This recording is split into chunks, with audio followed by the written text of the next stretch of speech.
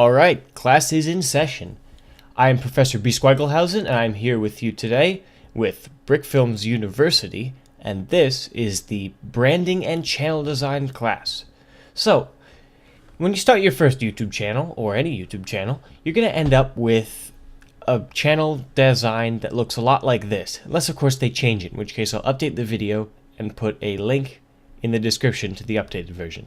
But it's going to look a lot like this. So, it's very bland and plain and not personalized, and it's very cold, and it doesn't make you want to stay on the page for a long time. So what you need to do is come up with a design and a brand.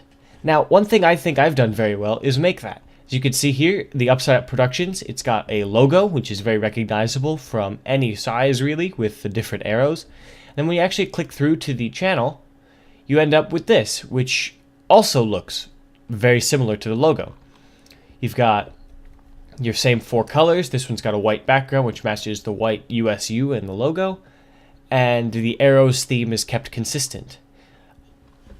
Even in my videos, you can see that the Upside Up Productions logo is usually in there somehow.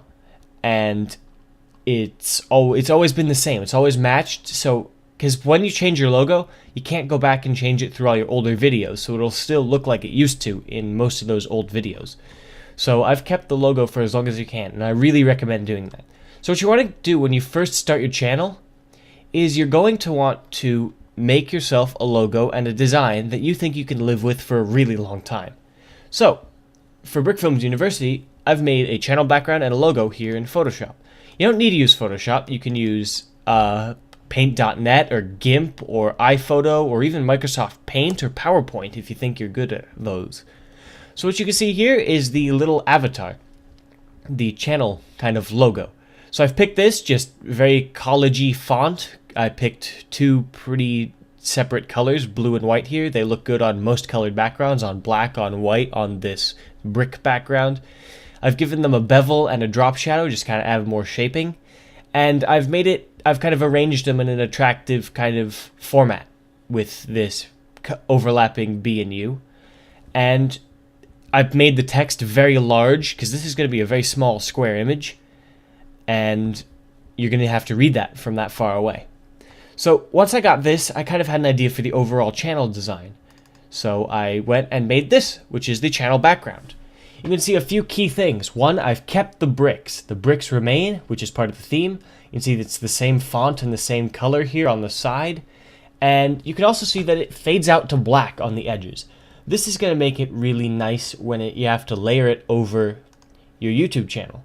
So when you have to upload those, you just say, go into your channel settings. I'm picking the avatar, YouTube background with black edges. I made a couple without. And then you select black as your background color.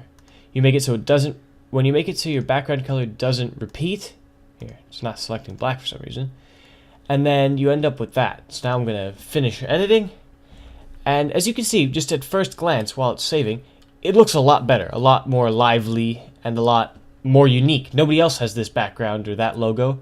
You can see that even for this small size, you can still definitely read the BU for Brickfilms University there, and the channel just overall looks good. Now, if you were happening to use a giant monitor or something, it would be very stretched out. And you can see that because I faded the edges out to black, here, and then also on the bottom, which is cut off, that'll fill up when we add more stuff to the actual channel. So what I've done here is just zoomed out, and you can see that it fades into the black nicely, so you don't have any awkward repeating areas or just a cutoff. So that's really all that you have to do to brand and make your channel. You have to make sure that you're happy about it, and then make sure you can last for a long time. I recommend fading out to a solid color and making it so your logo is very recognizable from a very small image, and that you have a consistent theme throughout. Next time, I think Gearhead the Man will be giving you a quick video on how to make an intro. Alright, thanks everyone.